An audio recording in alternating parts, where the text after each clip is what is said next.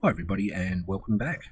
This is the first lesson of the fundamental section of the course where we will learn about how to use the software and code some of the basic things in Studio before we move on to creating a game project at the end. I strongly advise that if you've never coded or used the software before, that you complete this section first, or you may find the project a little bit confusing. So to begin with, we will open up Studio and we will select the blank base plate template over on the left, and once that has opened up, we're going to firstly save our project. Now, I didn't talk about that in the introduction because if you did manage to work out how to save it, that's great. However, we don't really need those files, but for the fundamental section we're going to keep them all together. So once you have it open, come up to the top left and click on File and come down to Save As, and I'd like you to pick a place on your computer. Say I'm just going to go on the desktop, and I'm going to create a new folder on the desktop, and I'm going to call this Studio Fundamentals. Alright, and inside of this we'll create, you can create another folder in here, and we'll call these local files. So this is just a way to keep everything organized when you want to find things later or refer to them. Okay, so in our local files folder we will, and this is going to be fundamentals, so we'll just say fun, and then I'd like you to put an underscore, so shift and the minus sign, 0.0.1. So for each file that we create, we're going to increase that number. So once you've got that typed in, you can hit save, and you'll notice up here on this tab for the window, we now have our version number that appears up here. Alright, so we're going to learn about parts, some of the physical things in Roblox Studio to begin with. So in our window here, you'll notice we have a couple of items. As I mentioned earlier, we have our spawn point, which if we run the game, this is where our character lands on top of this when we begin.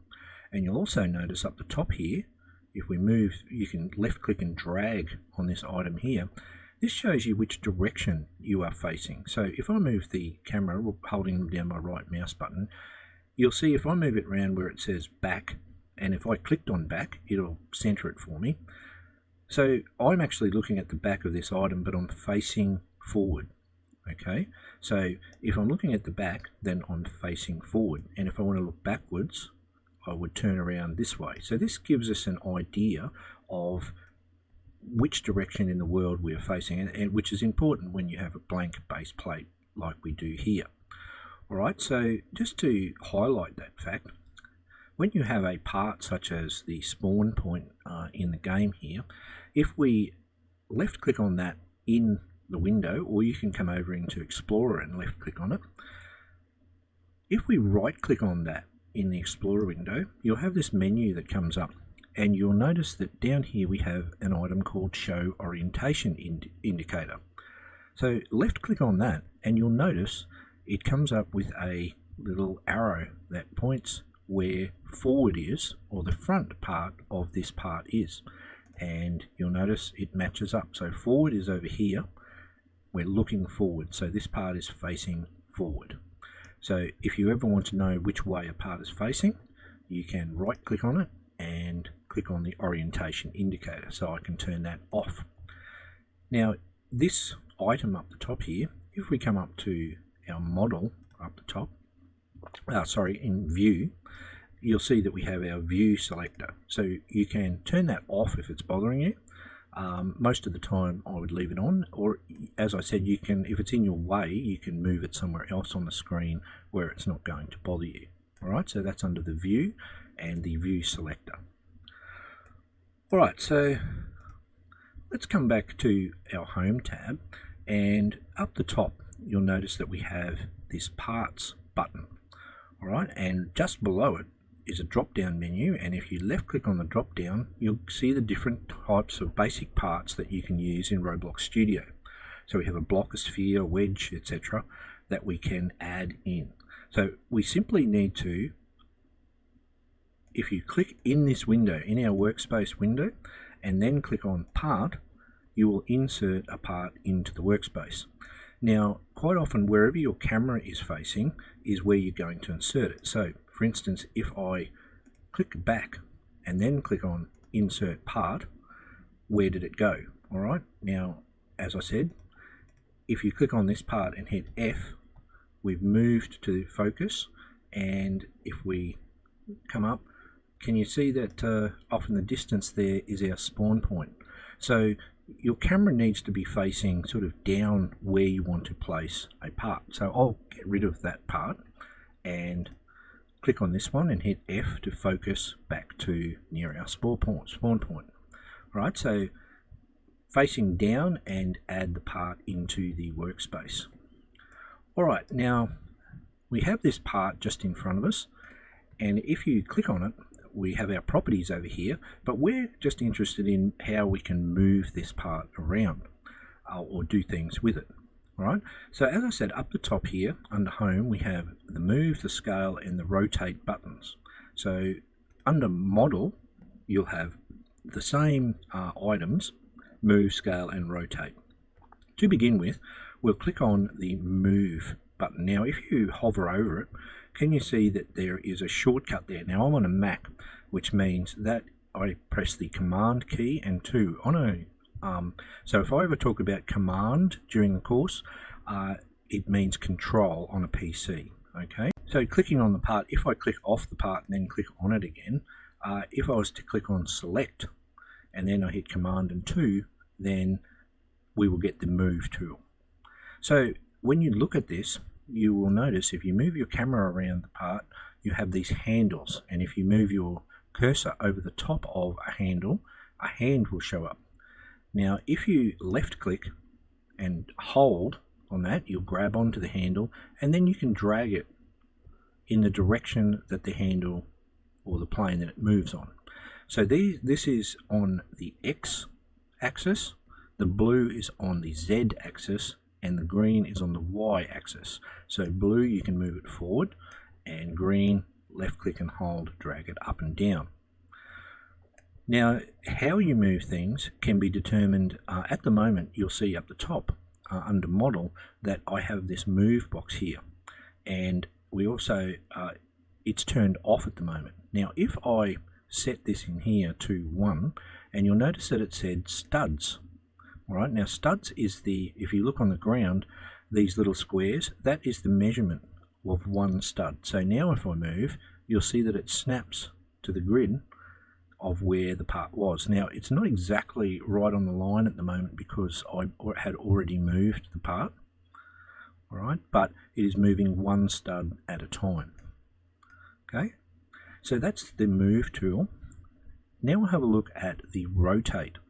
So if you come up here, this one is control or command 4, but you can left click, and in this case we get these circles that appear.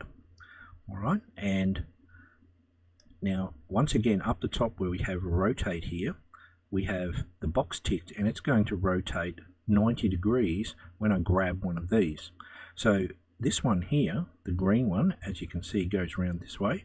If I left click and grab, I will rotate the part around 90 degrees. On the blue one, we'll rotate this way, and on the red one, we'll rotate that way. So left click and simply move around in a circle while you're left clicking and moving. Alright, so that's rotating. Now you can also rotate a part with a shortcut, which is command or control R. So hold down command and it will rotate it clockwise for you each time you press R on your keyboard. Alright, so that's a shortcut, and the shortcut to select, so if I hit command 2, that's move, and command 4 is rotate. Alright, so we'll rotate this back around. And the last one up here is our scale tool. So it is 3. So we've got move, command 2 or control 2. Then we have scale on 3 and rotate on 4. So command 3, you'll notice we have these dots that appear. Alright, and you can scale. Now this works the same as with move. So if you click on move and then you grab a handle, it will scale it in the direction you're dragging by one stud at a time. Alright, same on the other end, and same with the other planes. Alright, so the blue one can come out here and stretch these parts out or move them around.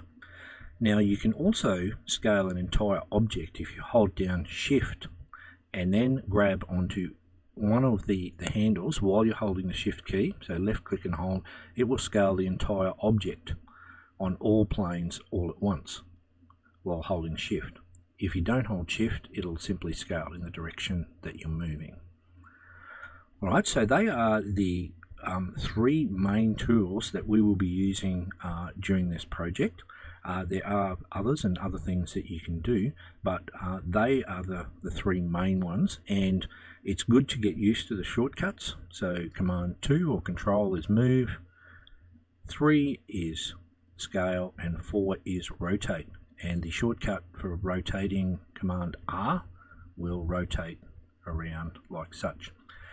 Now one other thing I just wanted to mention about the camera was if you wanted to get close to, so if I select the part and then move the camera, you'll notice that it's a bit hard sometimes to get close if you just press the button too long. Now if you hold down the shift key and then use your W, D or S keys, you'll notice that the camera moves much slower. So that's a way to get look at something in a fine way. Alright, so holding down the shift key at the moment I am, and I'm moving, so W in, but if I take my finger off, you'll see that it moves very quickly. Alright, so that will cover what we need to get started, but by all means add some more parts in. So you can add in a sphere and you can add in the other parts, and also just see how those parts perform when you move them and scale them and rotate them, and you can build many complex objects with this.